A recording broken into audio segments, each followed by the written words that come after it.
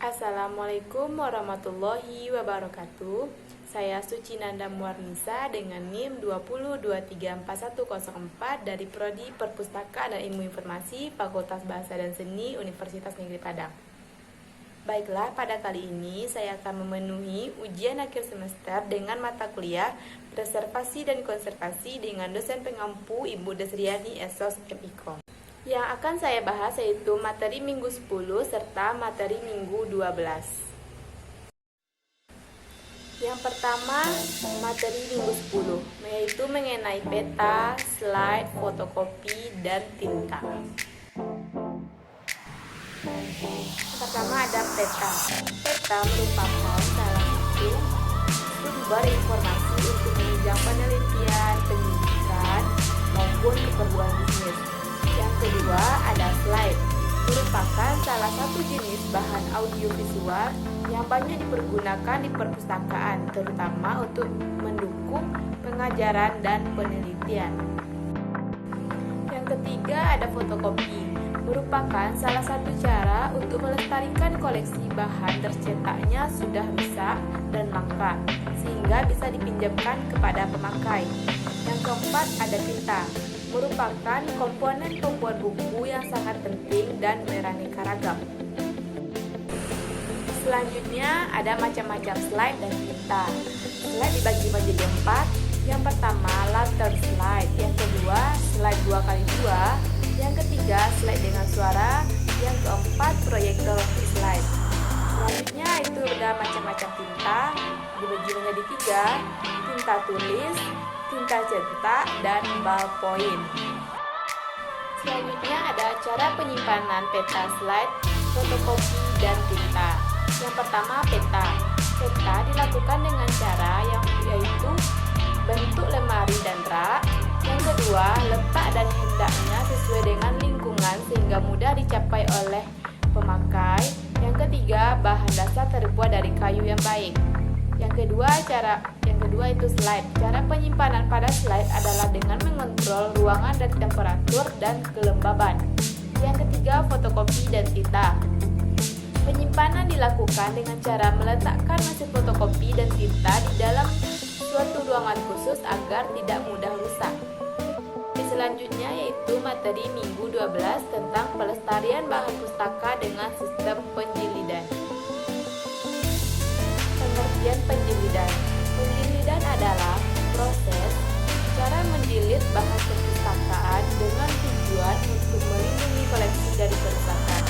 Kegiatan penjilidan termasuk dalam kegiatan konservasi yang meliputi perbaikan bahan perpustakaan yang rusak agar kondisinya bisa dikembalikan seperti aslinya. Selanjutnya ada tujuan penjilidan. Ada 3 tujuannya. Yang pertama, mempertahankan dan melindungi bentuk fisik buku.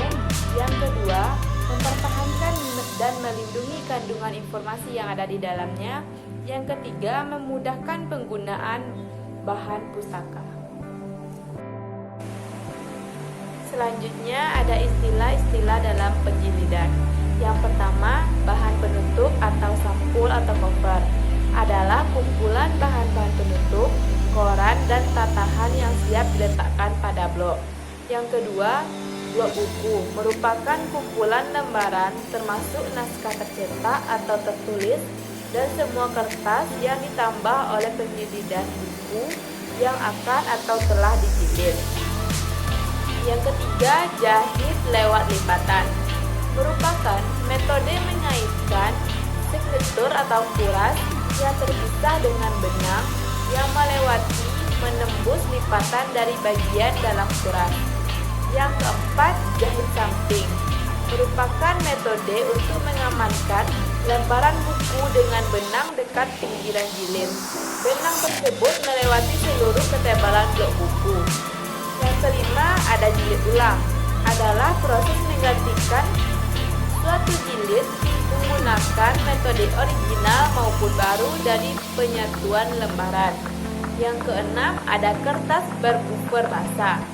Kertas dengan pH 7 atau lebih mengandung senyawa pada suatu tingkat yang cukup untuk menetralkan asap yang ditimbulkan dari peruraian kertas. Yang ketujuh ada kuras atau cutter.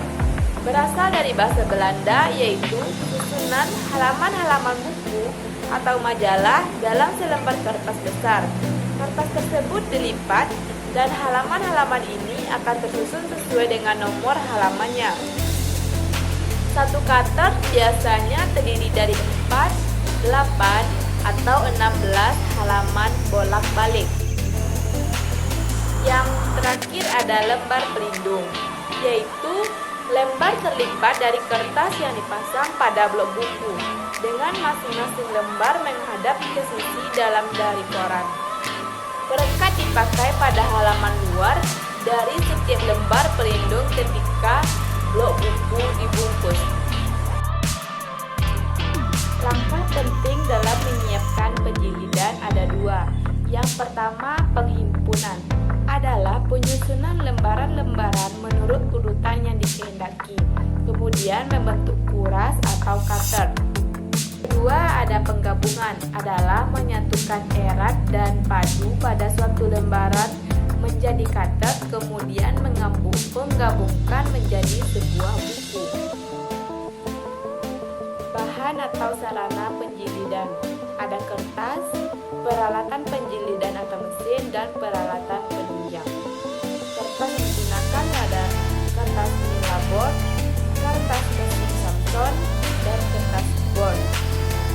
Peralatan penjilidan atau mesin yang digunakan ada mesin potong semi otomatis, mesin potong manual, alat potong board atau kacip, dan mesin board.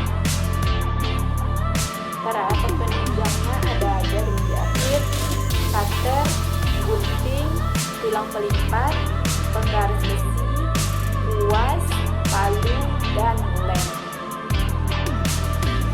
Jenis-jenis penjilidan.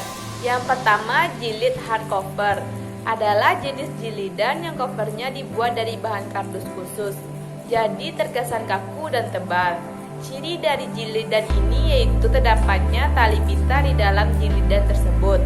Yang kedua, jilid KOY adalah cocok untuk jumlah halaman sedikit, contohnya majalah dan buku tulis. Yang ketiga, jilid spiral. Jilid ini jarang ditemukan pada koleksi bahan pustaka. Biasanya digunakan untuk buku tulis dan dokumen-dokumen khusus seperti laporan tahunan, laporan akreditasi, dan lain-lain. Jilid spiral ini ada 2 macam, yaitu jilid spiral plastik dan jilid spiral kawat. Jilid spiral plastik bahannya terbuat dari plastik. Terdapat beberapa ukuran dan pilihan warna, begitu juga dengan jilid spiral kawat. Yang keempat, jilid lakban. Biasanya digunakan untuk makalah, laporan, dan diktat. Kelemahannya adalah bahan pustaka tidak dapat dibuka rata dan susah untuk difotokopi. Yang kelima, jilid lem punggung. Biasanya digunakan untuk buku novel atau bahan ajar. Kelemahannya buku tidak bisa dibuka rata. Yang terakhir ada contoh kegiatan preservasi dan konservasi di perpustakaan.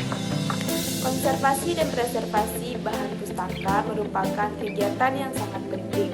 Karena itu, Perpustakaan Proklamator Bung Hatta juga melakukan hal tersebut. Pemeliharaan dan preservasi adalah upaya untuk menyimpan kandungan informasi bahan pustaka itu sendiri.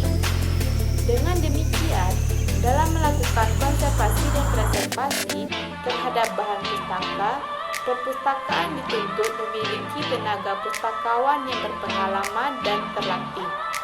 Karena pustakawan akan menghadapi bermacam musuh, perusak, dan penghancur dari berbagai faktor, seperti faktor biologi, ada binatang penggerak, jamur, faktor fisika, ada cahaya, debu, faktor kimia, ada zat-zat kimia, keasaman, oksidasi, dan faktor lain seperti manusia, air, dan api.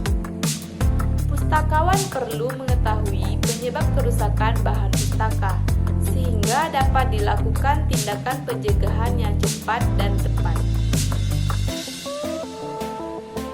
Apabila bahan pustaka sudah rusak, akan susah untuk memperbaikinya dan juga memerlukan biaya yang banyak.